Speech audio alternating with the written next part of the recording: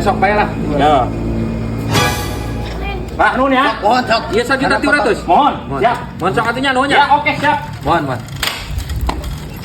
Ah, dia ke mana komisi? Komisi naon itu Mang Jack? Komisi ke mana cepet? Pan tadi teh cenah Mang Jack na genep ratus berarti 1 juta aing meureun 800. Ah, tuh bisa.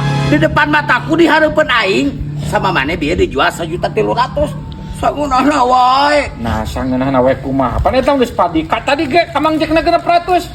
Pan heueuh ayeuna mah tapi kan aduh anjing di harapan aing.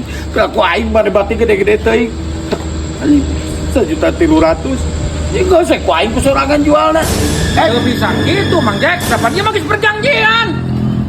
Nah, geuning teh pan tadi nyebutkan cenah genep ratus.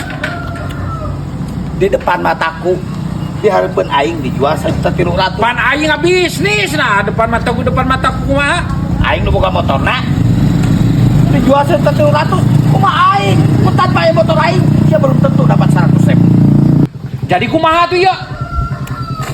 Tah, 100 deui. Bye. Si goblok perjanjian manehna